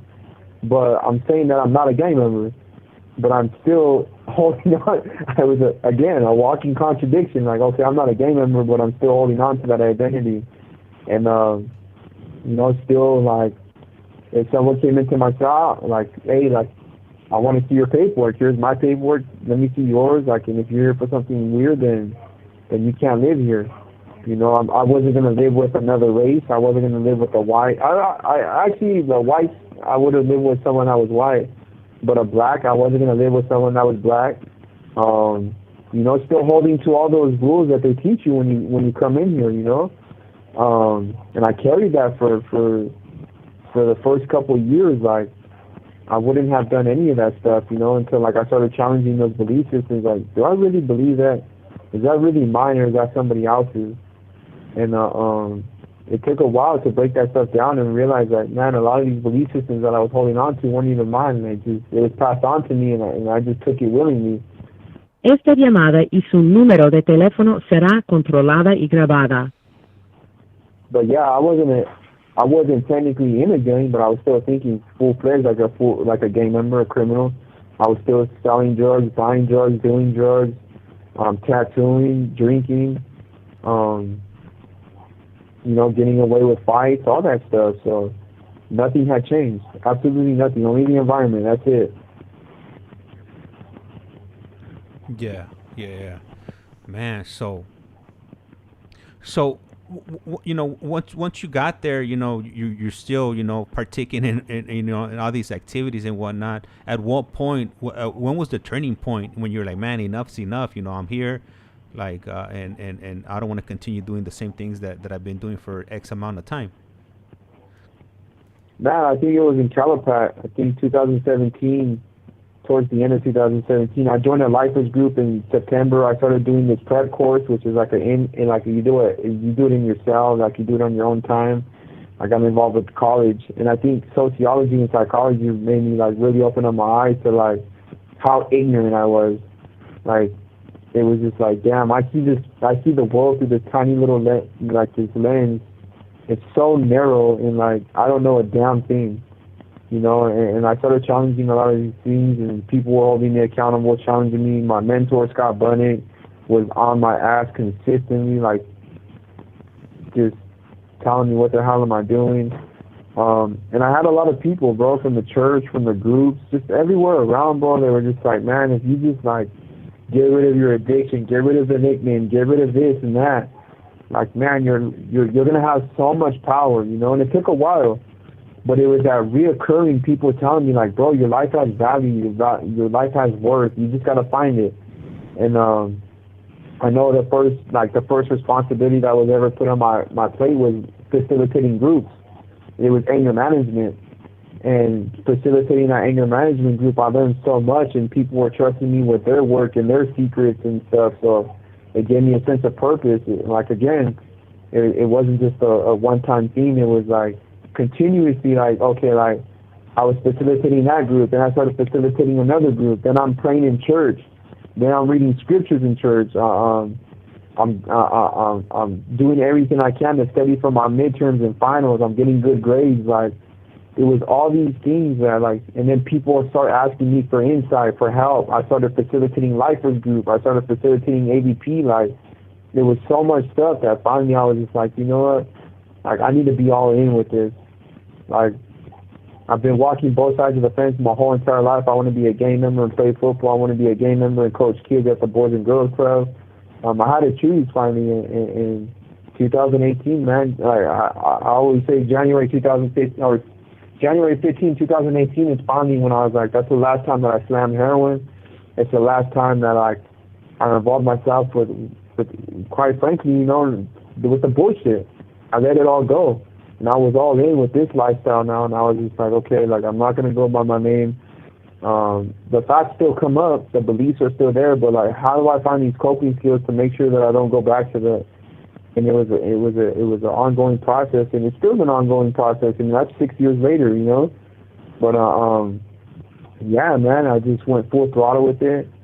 And then I got to go back to court in 2019, and even that was a huge turning point for me.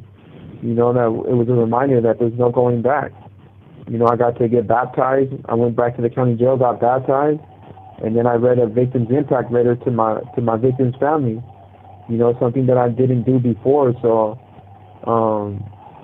yeah, man, it just it was like a progressive stages to get to that state of just like, my life needs something so much better. Like, I want something better, and that's where I'm at today, man. Like, I'm not even close to being that same person, you know? Like, you know, people say, like, I can't see you being that person.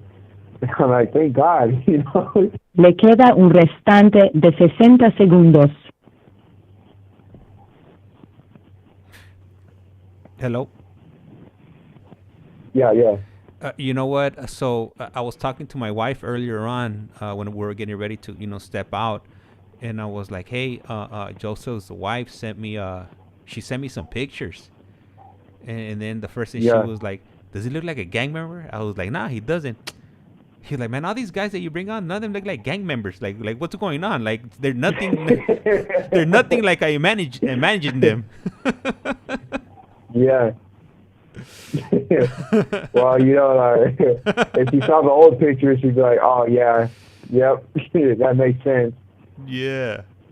Hey, call back. I got time for one more. If you want to call back, so we could. Okay. Yeah. All right. Cool. Thank you. All right. For sure. All right. So Joseph's gonna be calling back right now, and we'll go ahead. I got time for one more, and then I told my wife tonight was gonna be movie night. Hopefully she's still up, cause sometimes she'll knock out because she wakes up early for work and whatnot. But if she's up, and I gotta get some water, man. I'm thirsty. Normally, like, so when I do these streams here, I got like this little red light outside the door, and I'll turn it on.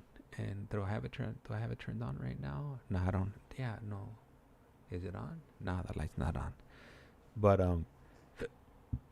anyways, I'm thirsty. That's the whole point of whatever I'm trying to say over here.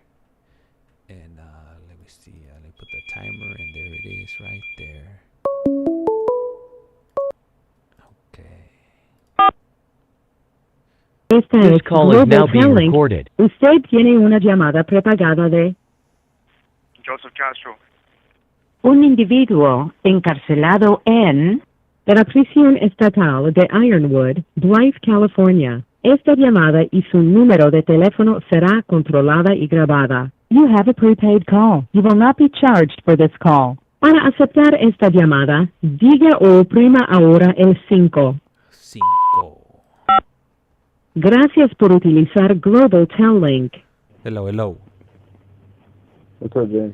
All right. So we got a comment here a few minutes ago from the ICEMAN, and he writes, I remember doing time with Big Grizzly and Big Joe from Santa Barbara back in the 80s. Big Joe was a youngster like me, but had one eye. I think he had one eye. Damn. I think he lost it in a gang fight on the streets. Yeah, I think I know he might be talking about. It's a small world, man. You know. Yeah. But man, so man, I don't remember what were we talking about right before the phone. I hate You were telling me about how your wife, how you were showing her the pictures of me and my wife. Yeah, and she's like that, and that's everybody that's been on so far. She's like, man, no, but like none of these guys are like gangbangers. I was like, yeah, they might not look like it, but don't push them the wrong way. A lot of people, Yeah. they've changed their image up. They shed, that persona that they built up, and now they're showing the person they are now. Yeah. So before, like, I'm assuming, like, when you were in that life, you were like shaving your head and white tees and the 501s and maybe some size 42 501. No, I was probably like a 30 or 28. Yeah, man. Yeah, I can relate, man. I remember wearing the Frisco Bands and the Ben Davis size 50s. Yeah. Yeah, I was guilty of wearing that stuff too when I was in junior high. Cortezes, all that stuff. Man. So with all these, so you participate in all that, right? Like CGA, and have you done Goki? Is that what it's called, Goki? No, I haven't done Goki. I know about it. I know like some of the steps and the tools that they use. So I'm aware of it though. So and do you facilitate any of the any of the programs?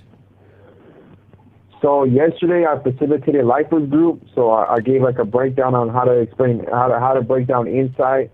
I facilitate, like I told you, I'm a registered drug counselor, substance use disorder counselor. So with that, I facilitate 3 groups on Monday, Wednesday, Friday. It's called ICDT. It's Integrated Substance Use Disorder Treatment Program. So I do that 9 groups a week, and then I facilitate the Life Worthy of Purpose, the LWOP group that I do on Sunday night. So yeah, man, I stay facilitating the groups. They try to vote me in as a CGA facilitator yesterday, but I said, look, I just need a group where I could just come to a group, not run it, Sometimes I just need to come in here for me and not always like take leadership. But it's a blessing, like that people want me to do that and stuff. But you gotta have a balance, At least have one group that's like for you to go to, not where you have responsibility. You know what I mean? Yeah. Man, what's one thing that you would, or a few things that you would want our audience to know about you, like who you are, who you become, or a thought that you would want to share with them?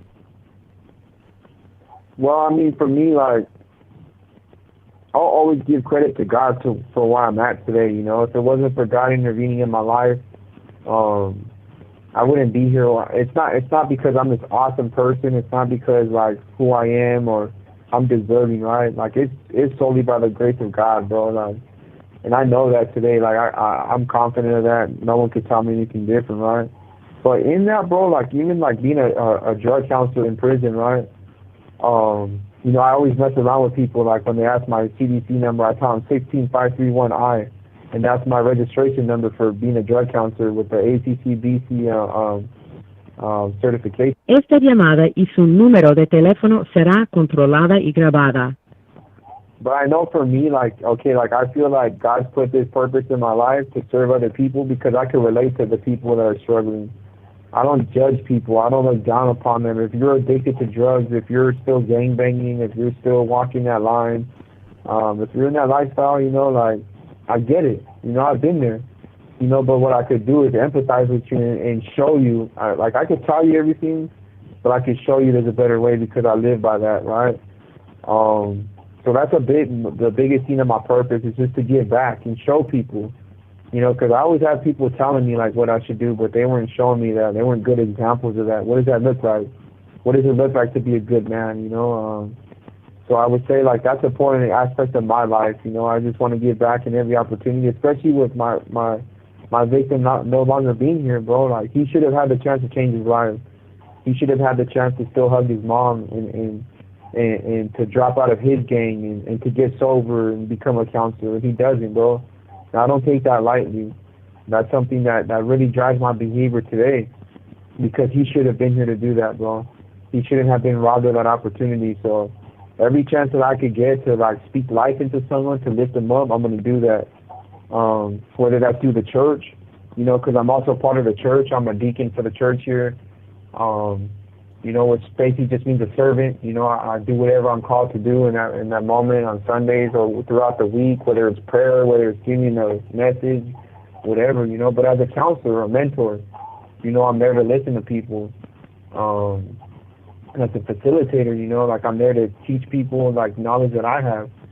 And then, you know, besides that, I'm an artist, you know, like, as people will see, like, from the pictures that are streaming while I'm on here, like, a lot of those paintings behind the backdrop of me and my wife and my family, I actually did those paintings, you know. So I love painting. I love sports. I love to work out. I just recently won the Ironman competition here at Ironwood for Cinco de Mayo, you know. So I'm the Ironman champ right here. I love working out. You know, like, I just love being part of my community. You know, like, before I was so antisocial, I was so against this stuff. I looked down on people like that, and bro, like, I just want to be a light, you know, and that comes with that freedom within, right? When you have that, bro, like, everyone around you is gonna feel that, you know. So I just try to give hope and as much, like, value to people. And I remember one person in church said before, he's like, man, we've been living in a graveyard our whole lives, bro. Like, so why, like, start speaking life into people. Stop living in that graveyard. Start uplifting people. Start telling people they have a purpose, they have a plan. You know, that, you know, uplift them. Don't kick them while they're down. Don't tell them, like, you're a dope and you're never gonna change, or you're a jackass. You know, like, ain't nothing gonna change you. Like, don't tell them that. You know, like, tell somebody that, you know what, I get that it's hard, but you might not get it now, but you'll get it eventually. You know, speak life into them. You know, let somebody know that there's a better way. They've already been judged. They've already been cast down and beat down. Like, we don't need to do that. Like, if society did that as a whole, man, bro, like, you know, I think you would see a whole different generation of kids coming up where, like, they believe in this, you know, and maybe they would make different decisions, you know, like, not to say that everyone would, but maybe we see a big difference if we just, like, got back to that shared humanity, you know, no matter where you're from, no matter what color you are, no matter, like, you're rich, you're poor, in between, like, I'm a firm believer in that, you know. So, yeah, bro, I hold on to that dearly. I hold on to it for dear life, bro. You know what? And you know, from hearing you speak, you know, I think other people, maybe another person, you know, in your situation, they would have not been able to handle it. But it just seems like you gotten past, you know, that mindset of you know being part of something negative, and you're going down a different path, and you want to change lives. So hopefully, Yeah. Everybody you come into contact with, whether it's behind bars, or even out here through this social media streams, hopefully you're able to influence somebody, and help them, navigate through a different path, or to a different positive path. Yeah. And let me ask you something. So, with communication being so easy nowadays, if somebody wanted to reach out to you, let's say like there's somebody like in their 20s, young man, and he has questions, would you be open to communicating with somebody like that if they have like a question, or maybe they need some guidance, or something like that? Man, bro, anything that I could do to give back to people, bro, I would not hesitate. If it means, like, the thing is, bro, is that, like, as a counselor, right? I'm going to use it as a counselor analogy that they tell us. And I kind of took this on a long time ago, but I applied it to my counseling, right? Other people's success and their failures are not on my shoulders, right?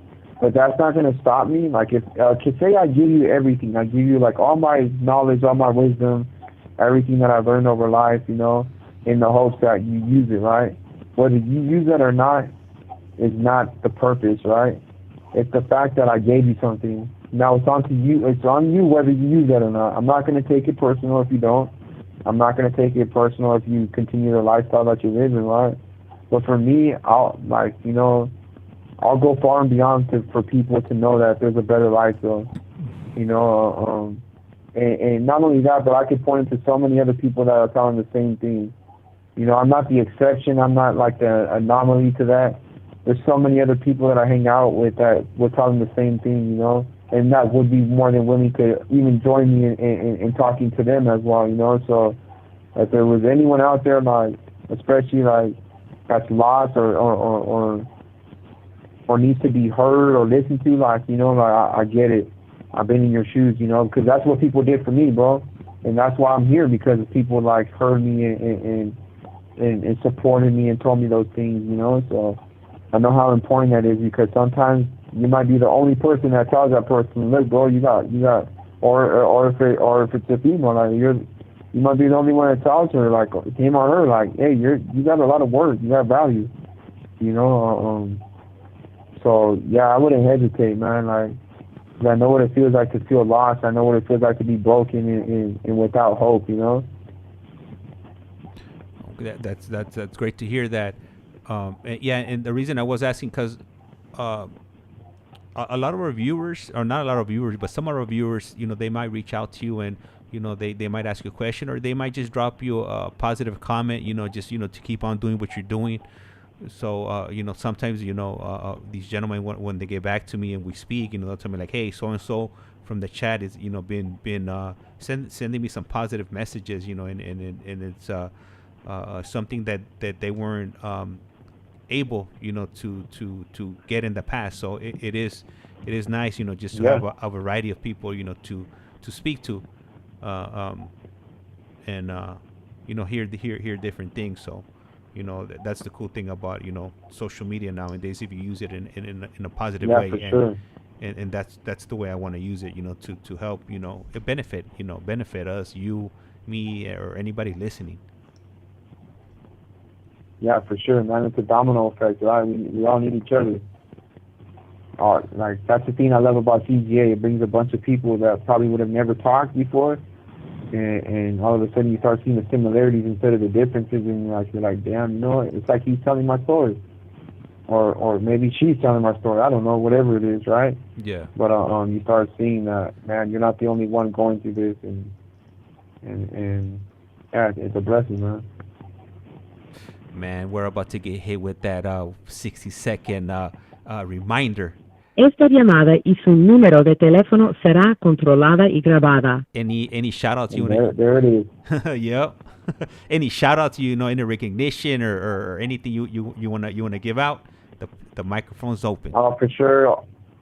Always to my wife, you know, and like she's my biggest supporter. She's always my biggest motivator. My family. You know, I'm gonna see my wife tomorrow. I've been looking forward to it. I love that woman. Le queda un restante de 60 segundos. You know how it is when you have that partner, James. You know, like it changes your life. You know, but also my family.